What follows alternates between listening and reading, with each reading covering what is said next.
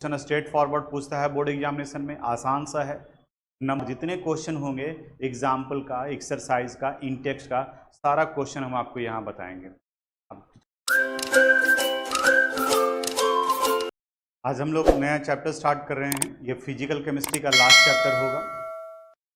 Chemical kinetics है। 2008 में syllabus change हुआ था केमिस्ट्री का। 2008 के पहले एक और चैप्टर हुआ करता था न्यूक्लियर केमिस्ट्री। 2008 में जब सिलेबस चेंज हुआ तो न्यूक्लियर केमिस्ट्री को तो हटा दिया, लेकिन न्यूक्लियर केमिस्ट्री के कंटेंट को इसमें डाल दिया। क्वेश्चन स्ट्रेट फॉरवर्ड पूछता है बोर्ड एग्जामिनेशन में, आसान सा है। Number of question comparatively solution का कम है इस वाले चैप्टर में, और जितने क्वेश्चन होंगे एग्जाम्पल का, एक्सरसाइज का, इंटेक्स्ट का, सारा क्वेश्चन हम आपको यहाँ बताएंगे। हम लोग केमिकल काइनेटिक्स से स्टार्ट कर रहे हैं। केमिकल काइनेटिक्स कहने का मतलब the branch of chemistry which deals the rate of reaction and factors affecting the rate of reaction. यानी इस पूरे चैप्टर्स में हम लोग बात करेंगे कि वो कौन कौन से फैक्टर हैं जो रेट ऑफ रिएक्शन को अफेक्ट करते हैं और किस तरह से अफेक्ट करते हैं। यानी टेम्परेचर की वजह से क्या फ़र्क पड़ेगा, कंसंट्रेशन की वजह से क्या फ़र्क पड़ेगा, कैटलिस्ट की वजह से क्या फ़र्क पड़ेगा, ये सब हम लोग को यहाँ पर एक एक करके अलग अलग पार्ट में डिस्कस करना है। यहाँ chemical reaction under 10th class में आप पढ़े होंगे। It is the process of conversion of reactant into product. Reactant product में कन्वर्ट करता है, रिएक्टेंट का कंसंट्रेशन रिएक्शन में डिक्रीज करता जाएगा, और जिस रेशियो में रिएक्टेंट का कंसंट्रेशन डिक्रीज करेगा उसी रेशियो में प्रोडक्ट का कंसंट्रेशन इंक्रीज करता जाएगा। कंसंट्रेशन, अब जैसे ही यहाँ वर्ड हम लोग बोले कंसंट्रेशन तो तुरंत दिमाग में आएगा, सॉल्यूशन चैप्टर में पार्ट हम लोग पढ़े थे कंसंट्रेशन। तो कंसंट्रेशन को मोलरिटी में भी लिखते हैं, मोलरिटी में भी, मोल फ्रैक्शन में, मास परसेंटेज, वॉल्यूम परसेंटेज, ये सभी तरीके हैं कंसंट्रेशन को रिप्रेजेंट करने का। लेकिन यहाँ पर हम लोग सिर्फ मोलरिटी यूज करते हैं। अब मोलरिटी कैसे, जैसे अगर ये लिख दिए हम लोग NH3 तो ये सिर्फ अमोनिया को रिप्रेजेंट कर रहा है, लेकिन अगर इसी NH3 को आप स्क्वायर ब्रैकेट में लिख देते हो तब ये पूरा पार्ट कहा जाता है मोलर कंसंट्रेशन ऑफ अमोनिया। यानी ये हो गया मोलर कंसंट्रेशन ऑफ NH3। यानी ये पूरा लिखने के बजाय सिर्फ उसके फार्मूला को आप ब्रैकेट में डाल दो। जरा आप ही बताओ, तो अगर लिखा हुआ है H2O को स्क्वायर ब्रैकेट में तो इसका मतलब क्या निकलेगा, मोलर कंसंट्रेशन ऑफ H2O। यानी कि किसी भी केमिकल सब्सटेंस को अगर आप स्क्वायर ब्रैकेट के अंदर में डालते हैं तो वो उसके मोलरिटी को रिप्रेजेंट करता है, उसके मोलर कंसंट्रेशन को रिप्रेजेंट करता है। यानी कि केमिकल रिएक्शन में रिएक्टेंट का मोलर कंसंट्रेशन घटेगा और प्रोडक्ट का मोलर कंसंट्रेशन बढ़ेगा। ये होता है केमिकल रिएक्शन। अब यहाँ पर इस चैप्टर में हम लोग को रेट ऑफ रिएक्शन पढ़ना है। तो रेट ऑफ रिएक्शन में रिएक्टेंट का कंसंट्रेशन घटेगा और प्रोडक्ट का कंसंट्रेशन बढ़ेगा, और किस रेट से ये घट रहा है और बढ़ रहा है उसी को रेट ऑफ रिएक्शन कहते हैं। यानी रेट ऑफ रिएक्शन का डेफिनेशन क्या आया, the change in concentration of reactant और product in per unit time is called rate of reaction. जैसे अगर मान लिया कि R कोई रिएक्टेंट है और ये कन्वर्ट कर रहा है प्रोडक्ट P में, और आपसे पूछा जा रहा है कि इसका रेट कितना होगा, तो इसके रेट के लिए आप लिख सकते हैं change in concentration, change in concentration of reactant in per unit time. यानी कि दूसरे पार्ट में आप कह सकते हो change in time, change in time. जैसे फिजिक्स में कई जगह पर आप पढ़े होंगे, distance by time, velocity speed का डिफिनेशन हो गया, वेलोसिटी बाय टाइम एक्सेलरेशन का डिफिनेशन हो गया। उसी तरह से concentration by time, change in concentration by change in time, ये किसके रिप्रेजेंट करता है, रिएक्टेंट को, सॉरी रेट ऑफ रिएक्शन को। यहाँ पर आप रिएक्टेंट को भी रख सकते हैं और किसको रख सकते हैं, प्रोडक्ट को, दोनों में से किसी को भी रख सकते हैं, क्योंकि जिस रेशियो में रिएक्टेंट का कंसंट्रेशन डिक्रीज करेगा उसी रेशियो में प्रोडक्ट का कंसंट्रेशन इंक्रीज करेगा एट दैट टाइम। अब यहाँ पर इनके रेट ऑफ रिएक्शन को दो पार्ट में बांटा गया है, एक एवरेज रेट ऑफ रिएक्शन और दूसरा इंस्टेंटेनियस रेट ऑफ रिएक्शन। इसको थोड़ा सा इत्मीनान से समझते हैं, एवरेज क्या है और इंस्टेंटेनियस क्या है। जैसे आप इमेजिन करो A से B तक, यहाँ से यहाँ तक किसी को जाना है और यहाँ से यहाँ तक का डिस्टेंस 10 किलोमीटर है, ठीक। एक व्यक्ति को बोला गया कि आप यहाँ जाइए और पहुँचने के बाद में कॉल कीजिएगा। यहाँ से A चला टाइम नोट कर ली कि वो 10:30 बजे चला है यहाँ से, और जैसे ही वो पहुँचा और फ़ोन किया उस वक्त में घड़ी देखे तो देखे कि वो 11 बज रहा है, यानी ए से बी तक पहुँचने में उसको कितने घंटे का टाइम लगे? आधे घंटे का। तो आप बता सकते हो कि इसका स्पीड कितना हो गया इस वक्त में? 20 kilometre per hour. Per hour का मतलब क्या होता है? 1 घंटे में जितना डिस्टेंस ट्रेवल करेगा, तो आधा इसका एवरेज स्पीड कहा जाएगा, क्योंकि जब ये ए से बी तक चलना शुरू किया होगा तो मे बी कहीं पर इसका स्पीड ज़्यादा होगा और किसी जगह पर इसका स्पीड कम होगा, तो वहाँ पर हम लोग एक मेजरेबल टाइम गैप लेते हैं, तो एवरेज कहा गया। अब मान लो कि इसी जर्नी में एक एग्जाम्पल और डाल लेते हैं। जब वो जा रहा था उसी वक्त में उसके पीछे एक और स्टूडेंट बैठा हुआ था और उसको हम कॉल करके पूछ रहे हैं कि जरा देखो तो जी सामने गाड़ी जो चला रहा है उसका स्पीडोमीटर अभी क्या रीडिंग बता रहा है। तो स्पीडोमीटर का रीडिंग देख करके बोलेगा कि सर अभी इसका स्पीडोमीटर 45 किलोमीटर पर आवर बता रहा है, तो वो उसका इंस्टेंटेनियस कहा जाएगा। इंस्टेंटेनियस का मतलब हुआ एट दैट टाइम, यानी कि जब टाइम गैप जो बहुत छोटा हो तो उसे हम लोग इंस्टेंटेनियस कहते हैं। 5:05 पर क्या स्पीड था, तो यानी 5:05 एक पार्टिकुलर टाइम हो गया, तो वहाँ जो चेंजेज होगा वह इंस्टेंटेनियस। और 5 मिनट में कितना होगा, 5 सेकंड में कितना होगा, जहाँ हम लोग 2 टाइम गैप ले लेते हैं उसे कहा जाता है एवरेज रेट ऑफ रिएक्शन। समझ में आया? एवरेज और इंस्टेंटेनियस का मतलब क्या है? एवरेज और इंस्टेंटेनियस दोनों में हम लोग चेंज इन कंसंट्रेशन को ही कंसिडर करते हैं। फर्क क्या पड़ गया? In average rate of reaction we consider 2 different time interval, measurable time gap, जबकि इंस्टेंटेनियस में कहा जाता है एट ए पार्टिकुलर टाइम। जब कोई एक फिक्स टाइम को लेते हैं कि 10:25 पर क्या था, तो एक पार्टिकुलर टाइम हो गया, या दूसरे वे में कह सकते हो कि when time gap is very very small, जब टाइम डिफरेंस जो बहुत कम हो। इन्हें रिप्रेजेंट करने का तरीका एवरेज और इंस्टेंटेनियस को कैसे लिखते हैं, जो फिर से मान करके चलो कि आर कोई रिएक्टेंट है और ये कन्वर्ट कर रहा है प्रोडक्ट टी में। अब यहाँ पर अगर हम लोग रेट ऑफ रिएक्शन निकालें तो रेट ऑफ रिएक्शन है चेंज इन कंसंट्रेशन, यानी final concentration of reactant minus initial concentration of reactant divided by TF minus TI. वहीं अगर प्रोडक्ट को लेकर के चलें, किसी का भी चेंज निकालना होता है तो फाइनल माइनस इनिशियल करते हैं, तो पीएफ माइनस पीआई और नीचे में वैल्यू आ जाएगा टीएफ माइनस टीआई। अब जब चेंज निकालेंगे तो अगले स्टेप में ऊपर में ये लिखा जाएगा डेल्टा आर और नीचे में डेल्टा टी। बताओ इसको क्या लिखेंगे? Delta P by delta. लेकिन जब एक्सप्रेशन लिखते हैं तो यहाँ पर माइनस साइन डाला जाता है, यहाँ माइनस साइन डाला जाता है, और ये एक इंपॉर्टेंट क्वेश्चन बन जाता है, why we put negative sign in rate expression if we consider concentration of reactant. अभी बताएं, उसी को फिर से रिपीट करते हैं, ध्यान से समझना। आप बताओ तो रिएक्टेंट का कंसंट्रेशन टाइम के साथ साथ जैसे जैसे आगे की तरफ बढ़ते हैं तो इंक्रीज करता है या डिक्रीज करता है? डिक्रीज करता है, यानी कि फाइनल कंसंट्रेशन रिएक्टेंट का हमेशा कम होगा इनिशियल कंसंट्रेशन से। अब यहाँ देखो फाइनल माइनस इनिशियल है, फाइनल जब कम होगा इनिशियल से तो आर एफ माइनस आर आई का जो वैल्यू निकालोगे वो किस चीज़ में आएगा? निगेटिव, माइनस में आएगा। जबकि रेट ऑफ रिएक्शन हमेशा क्या होता है? पॉजिटिव। तो to make the rate of reaction positive we put negative sign.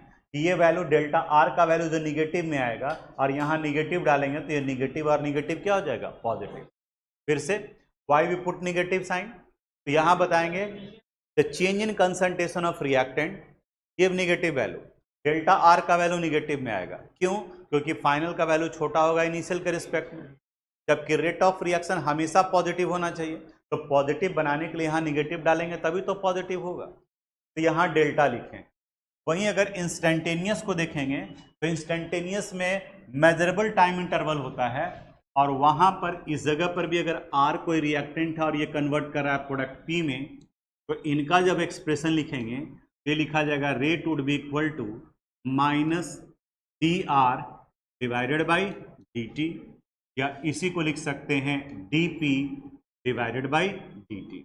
अब थोड़ा सा फिजिक्स के जैसा सोचो, डेल्टा और डी दोनों चेंज को रिप्रेजेंट करता है, लेकिन डी तब यूज करते हैं जब वो चेंज क्या हो? बहुत छोटा हो। पढ़े आप? ठीक है, डेल्टा भी, यहाँ जो डेल्टा लिखे हैं इसका भी मतलब डिफरेंस होता है, इसका भी मतलब चेंज होता है, और डी अगर लिखते हैं तो इसका भी मतलब चेंज होता है। लेकिन दोनों कब कब यूज करते हैं? जब कोई मेजरेबल हो तो उसे हम लोग डेल्टा यूज करते हैं, और जब वो गैप बहुत छोटा हो तब उस कंडीशन में डेल्टा की बजाय हम लोग डी लिखते हैं। तो जब टाइम गैप बहुत छोटा हो तो उस कंडीशन में जो वैल्यू निकलता है उसे इंस्टेंटेनियस कहा है। क्लियर है? ये लिख लेना है। अभी हम लोग जो डिफिनेशन पढ़े रेट ऑफ रिएक्शन में, एवरेज रेट ऑफ रिएक्शन और instantaneous rate of reaction, delta R by delta T, delta P by delta T, उसी को यहाँ पर निकालते हैं कि ग्राफिकली कैसे निकाला जाता है। देख लो, फिर बाद में कॉपी करना। मान लिया आर कोई रिएक्टेंट है और ये कन्वर्ट कर रहा है प्रोडक्ट पी।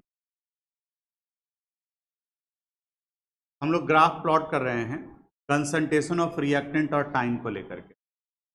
यहाँ रख देते हैं हम लोग कंसंट्रेशन ऑफ रिएक्टेंट और इस जगह पर रख रहे हैं टाइम को। अब जैसे जैसे रिएक्शन आगे की तरफ में प्रोसीड करता है, जब आप रिएक्शन स्टार्ट करने जा रहे होते हैं तो उस वक्त में रिएक्टेंट का कंसंट्रेशन आपके पास मैक्सिमम होता है और प्रोडक्ट का कंसंट्रेशन जीरो होता है, क्योंकि प्रोडक्ट तो बना ही नहीं है, आप तो जा रहे हैं रिएक्शन स्टार्ट करने के लिए। तो यहाँ से रिएक्टेंट का मैक्सिमम वैल्यू होता है, और जैसे जैसे टाइम आगे की तरफ में बढ़ता है इनका कंसंट्रेशन धीरे धीरे क्या हो रहा है? कम होता चला गया, इसलिए ग्राफ नीचे की तरफ में आ रहा है। अब जब हमें रेट निकालना है तो कोई दो टाइम गैप लेंगे। मान लें कि यहाँ पर ये दो टाइम गैप ले ली, इस जगह पर जो वैल्यू आ गया वो टी आई और इस जगह पर जो वैल्यू आ गया वो टी एफ। टी आई के रिस्पेक्ट में जो कंसंट्रेशन आएगा रिएक्टेंट का उसे हम लोग कहेंगे इनिशियल कंसंट्रेशन ऑफ रिएक्टेंट, और टीएफ के रिस्पेक्ट में जो कंसंट्रेशन आएगा इसे हम लोग कहेंगे फाइनल कंसंट्रेशन ऑफ रिएक्टेंट। आपको यहाँ ग्राफ से भी दिख रहा है कि फाइनल का वैल्यू इनिशियल के रिस्पेक्ट में क्या है? कम है, छोटा है। अब यहाँ पर जब रेट निकालेंगे तो रेट इज इक्वल टू क्या पढ़े हम लोग? Final minus initial. It is the final concentration of reactant minus initial concentration of reactant divided by T F minus T I. तो जब सब्ट्रैक्ट कर रहे हैं तो ये चेंज का वैल्यू देगा, तो यहाँ पर लिखा जाएगा डेल्टा आर और इस जगह पर डेल्टा टी। अब जो याद करवाए थे अभी नोट में लिखवाए हैं, फाइनल का वैल्यू छोटा है किसके रिस्पेक्ट में? इनिशियल। तो यहाँ पर डेल्टा आर का वैल्यू इनका डिफरेंस माइनस में आएगा, तो इसे पॉजिटिव बनाने के लिए जगह पर क्या डालेंगे लोग? Minus minus. ये तो हो गया कंसंट्रेशन ऑफ रिएक्टेंट को लेकर के एवरेज करके हम लोग निकाल लिए। उसी तरीके से प्रोडक्ट को लेकर के भी बनाया जा सकता है, वही कंसेप्ट यहाँ पर भी। आर रिएक्टेंट है और ये कन्वर्ट करा है किसमें? प्रोडक्ट में। जब आप रिएक्शन स्टार्ट करते हो तो उस वक्त में प्रोडक्ट का कंसंट्रेशन जीरो होता है। यहाँ पर फिर इस जगह पर टाइम को लेते हैं हम लोग, और इस बार में हम लोग किसका कंसंट्रेशन लेंगे? प्रोडक्ट का। ये टाइम के साथ में इंक्रीज करेगा, तो देखो जीरो से स्टार्ट किए हैं और ये आगे की तरफ में बढ़ता जाएगा, इंक्रीज करता चला जाएगा। यहाँ पर भी रेट निकालना है तो दो टाइम गैप लेंगे, एक इनिशियल टाइम हो गया और दूसरा फाइनल टाइम हो गया। इनिशियल के रिस्पेक्ट में बताओ यहाँ जो प्रोडक्ट का वैल्यू आएगा उसको क्या लिखेंगे? P I. फाइनल टाइम के रिस्पेक्ट में यहाँ पर जो वैल्यू आएगा बोलो इसको क्या लिखेंगे? P F. इस जगह पर भी रेट निकालना होगा, तो यहाँ रेट निकलेगा final concentration of product minus initial concentration of product, और नीचे में T F minus I. It would be equal to delta P by delta. तो रिएक्टेंट से रहेगा तो वो पार्ट। अब यहाँ देखो ग्राफ से ही पता चल रहा है, बताओ पीएफ का वैल्यू बड़ा है या पीआई का? पीएफ का वैल्यू बड़ा है पीआई के रिस्पेक्ट में, तो यहाँ से जो सब्ट्रैक्ट करोगे वैल्यू वो पॉजिटिव आएगा, इसलिए यहाँ पर कोई साइन चेंज करने का जरूरत नहीं है। लेकिन इस वाले पार्ट में रिएक्टेंट का आरएफ का वैल्यू कम है आरआई के रिस्पेक्ट में, तो आरएफ माइनस आरआई करेंगे तो वो निगेटिव में आएगा, इसलिए वहां पर वो निगेटिव रखा गया है। अगर इंस्टेंटेनियस अभी जो भी हम लोग निकाले वो एवरेज निकाले, इंस्टेंटेनियस अगर निकालना होगा तो उस कंडीशन में भी ग्राफ प्लॉट कर सकते हैं। आपको मैथमेटिकली कुछ निकालना नहीं है, आपको ग्राफ प्लॉट नहीं करना है, सिर्फ बुक में डायग्राम दिया हुआ इसलिए यहाँ पर बता रहे हैं। यहाँ पर ये ऐसे ग्राफ बना हुआ है, इस जगह पर हम टाइम को रखें। आप जरा बताओ तो इस जगह पर ये ग्राफ नीचे की तरफ में जा रहा है, डिक्रीज कर रहा है, तो ये रिएक्टेंट का कंसंट्रेशन है या प्रोडक्ट का? रिएक्टेंट का। ऐसे ही रिस्पॉन्ड करोगे। यहां पर ये कंसंट्रेशन किसका हो गया? रिएक्टेंट का। अब अगर आपको इंस्टेंटेनियस रेट निकालना है तो किसी भी टाइम पर आपको टेंजेंट ड्रॉ करना होगा। इसके रिस्पेक्ट में पढ़े होंगे टेंजेंट ड्रॉ करने के लिए, फिजिक्स में आपको सर बताए होंगे। ये जो स्लोप है उसके अनुसार से वैल्यू निकाला जाता है। यहाँ पर ये वैल्यू निकला वो dt का, और ये r के रिस्पेक्ट में ये वैल्यू है, तो यहाँ ये वैल्यू किसका निकलेगा? dr का। और यहाँ ये जो वैल्यू लिखेंगे हम लोग, ये आ जाएगा rate would be equal to minus dr divided by dt। और वहीं अगर प्रोडक्ट के रिस्पेक्ट में निकालना होता तब ये वैल्यू क्या आ जाता? dp बाई, यानी कि जिस पार्टिकुलर टाइम पर आपको निकालना है कि उसका रेट क्या होगा, उसी पार्टिकुलर टाइम पर हम लोग टेंजेंट ड्रॉ करेंगे और इस स्लोप की सहायता से हम लोग dr और dt का वैल्यू निकाल लेते हैं। लेकिन कहीं कोई न्यूमेरिकल वगैरह में इसका यूज हम लोग को नहीं करना है। बताना पड़ा यहाँ पर क्योंकि स्टूडेंट्स देखता है कि सर बुक में ऐसा ग्राफ बना हुआ है तो नहीं बताया गया है, इसलिए यहाँ बताना पड़ रहा है जानकारी के लिए। अब आप इसको, अब अभी तक हम लोग R रिएक्टेंट था और P प्रोडक्ट में कन्वर्ट किया। डेल्टा यूज करते हैं अगर एवरेज निकालना है, D यूज करेंगे जब इंस्टेंटेनियस निकालना है। न्यूमेरिकल में तो पता चलेगा कि एवरेज का जरूरत है या इंस्टेंटेनियस का जरूरत है। ऐसे अगर एक्सप्रेशन लिखना है तो आप फ्री हैं, आप एवरेज भी लिख सकते हैं और इंस्टेंटेनियस भी लिख सकते हैं। लेकिन कहें कि सर दोनों में से कोई एक लिखना चाहते हैं तब क्या ज़्यादा बेहतर होगा? तो एक्सपेरिमेंटल मेथड में इंस्टेंटेनियस को रखा जाता है। तो आप बताओ इंस्टेंटेनियस में डेल्टा यूज करते हैं या डी यूज करते हैं? डी यूज करते हैं। जब कुछ क्लू नहीं है तो आप डी लेकर के चलो, डेल्टा भी लोगे तो गलत नहीं हो। न्यूमेरिकल में तो जब डाटा देखेंगे हम लोग आप ही से पूछेंगे और आप बताओगे कि यहाँ एवरेज होगा या इंस्टेंटेनियस होगा। एक्सप्रेशन में कैसे लिखा जाएगा? यहाँ बता रहा है कि small A moles of A, B moles of B and C moles of C हैं, तो इनका रेट एक्सप्रेशन कैसे लिखा जाएगा? तो इनका रेट लिखा जाएगा rate would be equal to, जो पूछेंगे वो बताना। आप बताओ यहाँ ए और बी क्या है? रिएक्टेंट या प्रोडक्ट है? रिएक्टेंट। और सी क्या है? और आगे में जो स्मॉल ए, स्मॉल बी और स्मॉल सी है, ये नंबर ऑफ मोल्स है उस केमिकल सब्सटेंस का। इसे स्टिक्योमेट्रिक कोएफिशिएंट भी कहा जाता है। जब एक दूसरे से इसको रिलेट करेंगे तो ए चूंकि रिएक्टेंट है इसलिए माइनस डाल दिए 1/a, यानी आगे का ये जो वैल्यू है स्टिक्योमेट्रिक कोएफिशिएंट वो फ्रैक्शन में जाएगा और यहाँ ये लिखा जाएगा dA डिवाइडेड बाई dt। उसी तरह से अगर b से रिलेट करें तो b भी रिएक्टेंट है तो पहले माइनस, यहाँ क्या आ जाएगा 1/b, यहाँ dB divided by dt। C product है इसलिए माइनस नहीं डालेंगे, इसका small c number of mole है तो 1/c dC by delta, sorry dt। अगर एवरेज निकालना रहता तो सिर्फ d की जगह पर क्या डाल देते हैं? डेल्टा।